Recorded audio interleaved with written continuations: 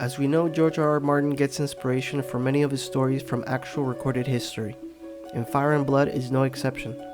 In the House of the Dragon Comic-Con panel, he tells us his inspiration for Princess Rhaenyra. I get inspiration from history, and then I take elements from history and I turn it up to 11. This show was based on an earlier period of English history called the Anarchy, when Henry I, he was left with only one legitimate child, which was his daughter Matilda, and he named her his heir, and he made all the lords of the kingdom swear their fealty to her. And then some years later he died, and most of the lords of the kingdom forgot about that oath or said, no, it doesn't apply, because here comes her cousin, Stephen, who crosses the channel quickly and steals the treasury and gets himself crowned king, and you entered the period called the Anarchy. In the famous Battle of Hastings in the year 1066, William the Conqueror, who was the bastard son of the unmarried Duke of Normandy and his mistress, finally defeated the Anglo-Saxon king Harold Godwinson and became the first Norman king of England, completely changing the political landscape and even the cultural one, as since that moment on, French became the official language of England for about 300 years, and the Anglo-Saxon language of Old English continued to be spoken only by the peasants. After the conqueror's death, his son William Rufus was declared king, but was killed by an arrow after reigning for 12 years. William's younger brother Henry was now crowned Henry I, the third Norman king of England. And here's where things get familiar. Henry's son drowned in an accident at sea, and in the hope of having another son, Henry took a second wife, but the marriage was childless. It's said Henry may have looked among his nephews for a possible heir, or maybe even considered his own bastard son. All of Henry's plans shifted, however, when his daughter's husband died in 1125.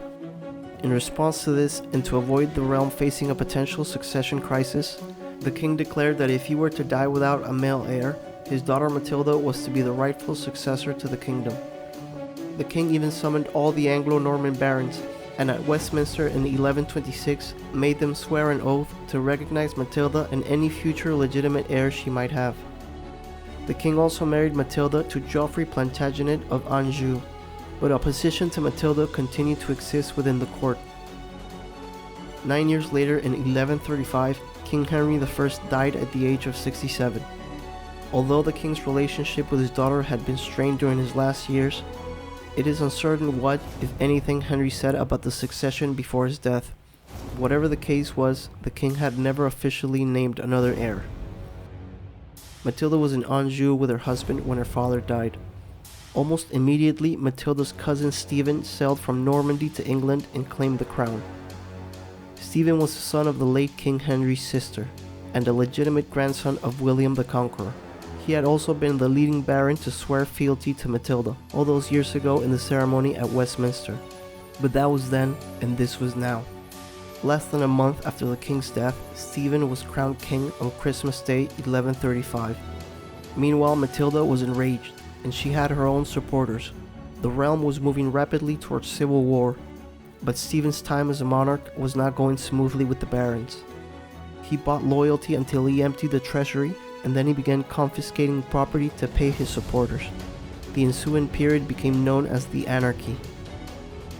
By the time Matilda landed in England in 1141 to claim her throne, Stephen was busy putting down rebellion after rebellion.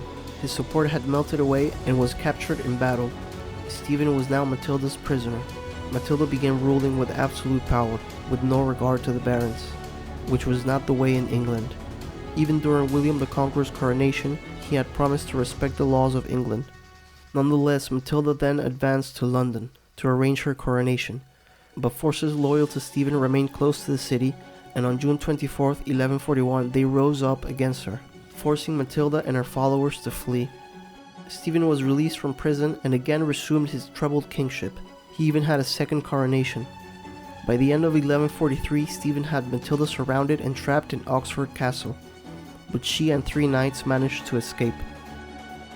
Eventually, years later, Matilda gave up and returned to Normandy, but Matilda's young son Henry began to assume a leading role in the conflict.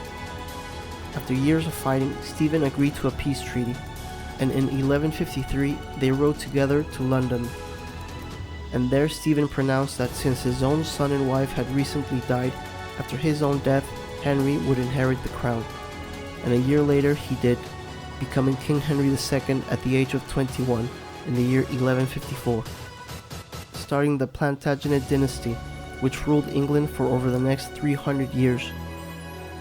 So just like Rhaenyra, Matilda was named heir, and although being opposed, she eventually managed to control England for a few months, and was the first woman to do so.